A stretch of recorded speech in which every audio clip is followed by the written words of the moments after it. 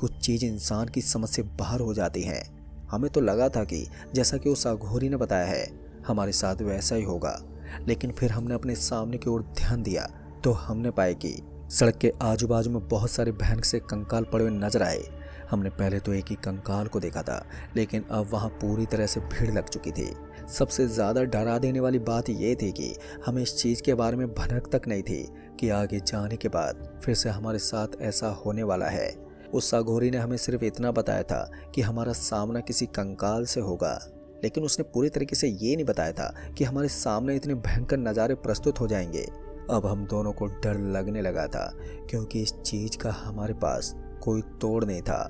आते वक्त एक बात उस अघोरी ने हमें ये ज़रूर बताई थी कि तुम्हारी जेब में जो लाल रंग का ताबीज़ डला हुआ है उसको गलती से भी बाहर मत फेंक देना। वही ताबीज़ तुम दोनों की मदद करेगा, लेकिन जब तुम इस चीज़ से मुक्त हो जाओ तो उसके बाद उस ताबीज़ को फेंक देना, वही तुम्हारे लिए सही होगा। तो ऐसे में हम दोनों ने थोड़ी और हिम्मत दिखाई और धीरे धीरे उन भयंकर से दिखने वाले कंकालों के बीच से गुजरने लगे। हमारा कलेजा इस तरह से धड़क रहा था मानो वो हमारी छाती को फाड़कर बाहर निकल जाएगा। हमें अपने कदम कदम पर मौत महसूस हो रही थी। अब एक बार के लिए तो हमें ऐसा लगा जैसे कि ये सारे कंकाल एक साथ हमारे ऊपर टूटने वाले हैं। एक इंसान को सोचकर ही कितना डर लगता है कि वो इंसानों के कंकालों से घिरा हुआ है और वहाँ मांस की अजीब सी बदबू भी आने लगी थी और उल्टी करने का भी मन कर रहा था। किसी तरह से हम धरती के उस नरक से बाहर निकलना चाहते थे, लेकिन हमारे पास कोई दूसरा चारा नहीं था। जहाँ जहाँ हम अपने कदम बढ़ाते जा रहे थे वहाँ वहाँ हमें ये चीज़ देखने को मिल रही थी। हमें समझ में नहीं आ रहा था कि आखिर इस चीज़ का कब अंत होगा और आखिर कब तक हम इस भयंकर से दिखने वाले रास्ते से बाहर निकलेंगे। फिर हमने उस पोटली के अंदर से थोड़ा थोड़ा आटा इधर उधर बिखेरना शुरू कर दिया। पर दोस्तों, अच्छी बात ये थी कि जैसे जैसे हम उस पोटली के अंदर से उस आटे को बाहर फेंक रहे थे, उसके साथ साथ हमें भी एहसास हो रहा था कि हम इस भयंकर से खतरे से बाहर निकलने के बेहद ही करीब हैं। तभी हम दोनों ने अपने पैरों को तेजी से आगे बढ़ाना शुरू कर दिया। हमें इस चीज़ के बारे में अच्छी तरह से एहसास हो चुका था कि आगे फिर से हमारे लिए एक बहुत ही मुश्किल पड़ाव होगा, लेकिन हम दोनों के पास यहाँ से आगे बढ़ने के अलावा दूसरा कोई ऑप्शन भी नहीं था। हम दोनों को उस खतरे से भी जल्दी सामना करना था जिसके बारे में हम अच्छी तरह से जानते थे कि हमारा मुकाबला किस तरह की चीज़ से होने वाला है। पर अब धीरे धीरे हम उन कंकालों से भी आगे आ चुके थे। अच्छी बात तो ये थी कि उस आटे ने हमारा साथ नहीं छोड़ा था। उस मंत्रित आटे की वजह से हमने एक भयंकर से पड़ाव को पार कर लिया और जैसे हम उस पड़ाव को पार करके आगे बढ़े तो हमें अपना ट्रक दिखा। ट्रक को देखते हमारे अंदर और भी ज़्यादा हिम्मत आ गई और हमें एहसास हो रहा था कि हम अपनी ज़िंदगी के सही मोड़ पर चलने लगे हैं। ठीक से देखने पर हमें एहसास हो रहा था कि ये वही स्थान है जहाँ पहली बार हमने एक भूत को देखा था और यहीं पर उतरकर हमने शराब की बोतल को नीचे फेंक दिया था, जिसका अंजाम बहुत ही भयानक हुआ था।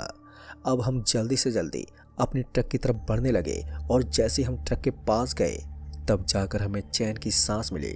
हम ट्रक के अंदर बैठ गए थे और जैसा कि उस आदमी ने हमें बताया था कि ट्रक के अंदर बैठने के बाद हमें ट्रक के दोनों तरफ वो लाल रंग के धागे को बांध देना है।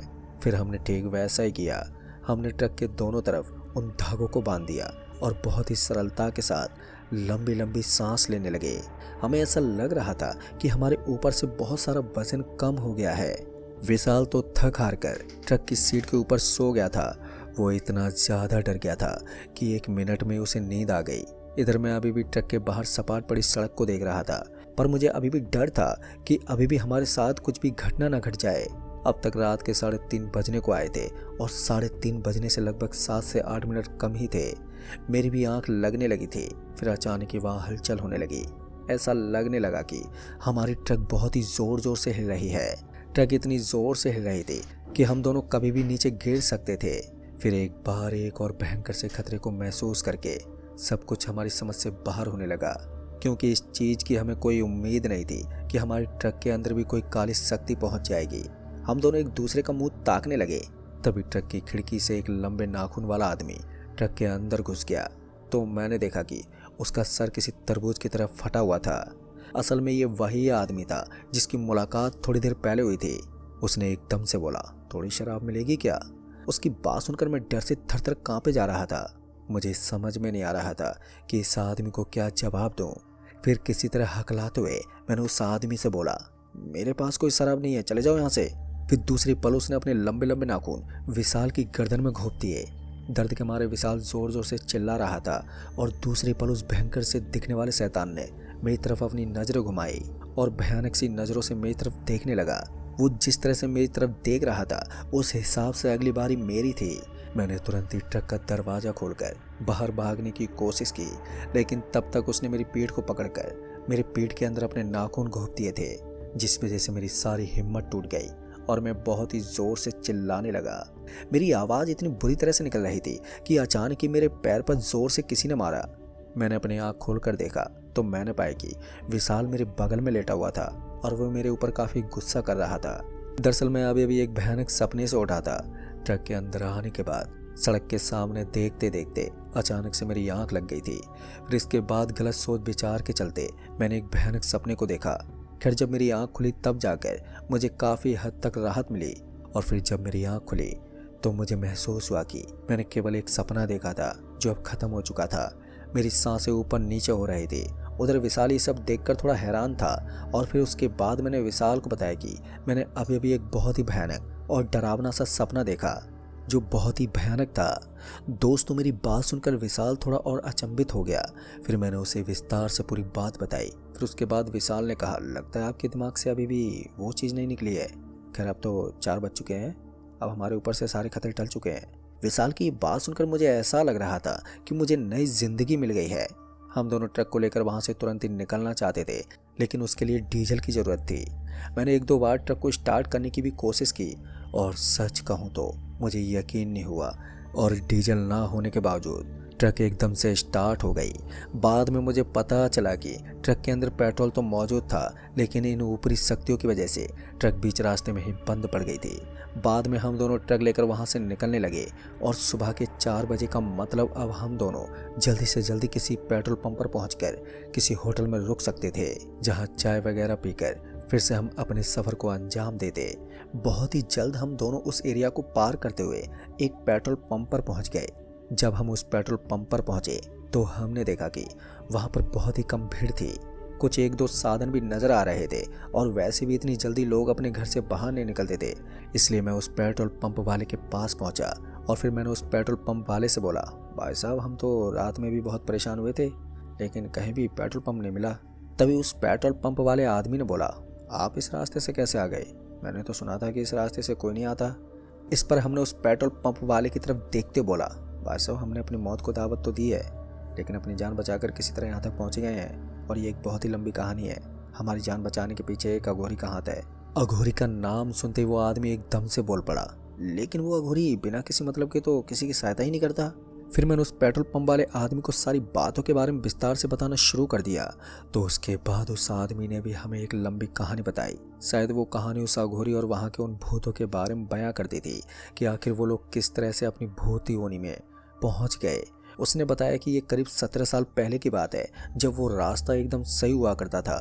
लोग वहाँ से बहुत ही आराम से सफ़र किया करते थे, सब कुछ एकदम सही चल रहा था। लेकिन फिर एक रात कुछ ऐसा हुआ जिसके बाद उस रास्ते की पूरी तस्वीर बदल गई। जिस रास्ते को लोग शॉर्टकट के रूप में जानते थे, अब वो रास्ता भूतों का इलाका बन गया। हुआ कुछ ऐसा था कि 2 लोग रात को ट्रक लेकर सफ़र करने में बिजी थे। उन्होंने बीच रास्ते में ठेके से शराब खरीदी, और उसी रास्ते में उस मकान के थोड़ा जस्ट पहले ट्रक रोक दिया। वो शराब की बोतल खोलकर सड़क के ऊपर बैठ गए। गर्मियों का मौसम था, तो ऐसे में लोगों का उस सड़क के ऊपर भटकना एक आम बात थी। वैसे भी उस टाइम पर उस रास्ते पर काफ़ी पेड़ पौधे थे, तो ऐसे में लोगों को उस रास्ते पर भटकने का एक अलग ही सुकून मिलता था। वो दोनों ट्रक ड्राइवर और उस आदमी के मध्य एक छोटी सी मुलाकात हुई, और उस मुलाकात में मामला गर्मा गर्मी तक चला गया। उस आदमी का कहना था कि हम यहाँ पर किसी को शराब नहीं पीने देते, लेकिन वो दोनों ट्रक ड्राइवर इस बात के लिए मानने को तैयार ही नहीं थे। उन्होंने उस आदमी को बहुत ही समझाने की भी कोशिश की कि वो थोड़ी देर के बाद यहाँ से निकल जाएंगे। जब मामला कुछ ज़्यादा ही बढ़ गया तो उस आदमी ने उन दोनों ट्रक ड्राइवर के ऊपर पत्थरबाजी करना शुरू कर दिया। ऐसे में वो ट्रक ड्राइवर भी पीछे नहीं हटे, और उन्होंने भी अपनी बोतल को तोड़ा और उसी बोतल का कांच उस आदमी के पेट में घोंप दिया। उन दोनों का गुस्सा उस आदमी पर इस कदर बढ़ गया था कि शराब के नशे में उन दोनों ने उस आदमी के सर को किसी तरबूज की तरफ हाड़ दिया, और जब उन्हें पुलिस का डर सताने लगा तो वो उस आदमी को लेकर उस मकान के पास पहुंचे जो वहीं बगल में बना हुआ था। उन्होंने उस मकान के पास उस आदमी को ज़मीन के अंदर गाड़ दिया और ये सब होते हुए उस मकान मालिक ने भी देख लिया था। उस मकान मालिक को ये बहुत ज़्यादा अजीब लगा, इसलिए उसने पुलिस को फ़ोन करने की सोची। लेकिन ना जाने इन सब चीज़ों के बारे में उस ड्राइवर को कैसे पता चल गया। उन दोनों ने उस आदमी को भी बहुत तड़पा तड़पा कर मार दिया। कहते कि उन दोनों को उन्होंने वहाँ पर दफन कर दिया।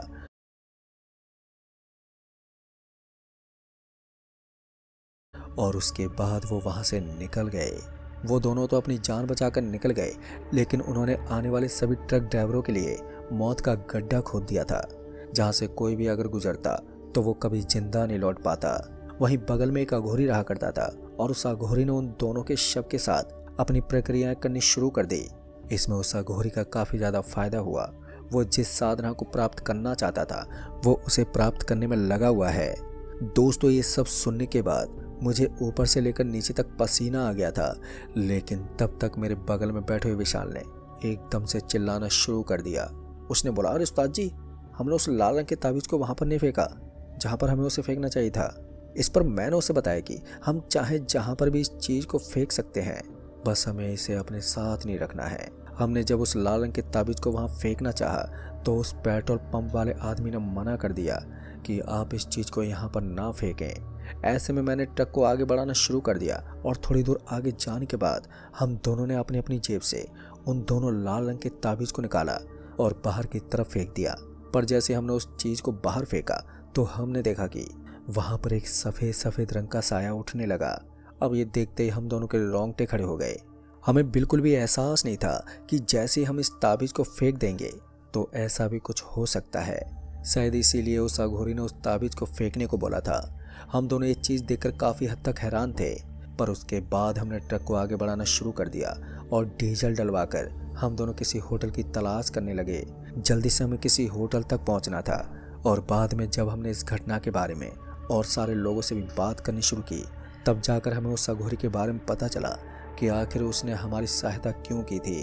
दरअसल कुछ लोगों का कहना था कि जिस तरह से उसने हमसे उस मकान से वो आटा मंगवाया था उसमें ही उसका मतलब छिपा हुआ था, क्योंकि वो अघोरी चाहता था कि उस आटे की सहायता से वो अपनी पिंड विधि संपूर्ण कर ले।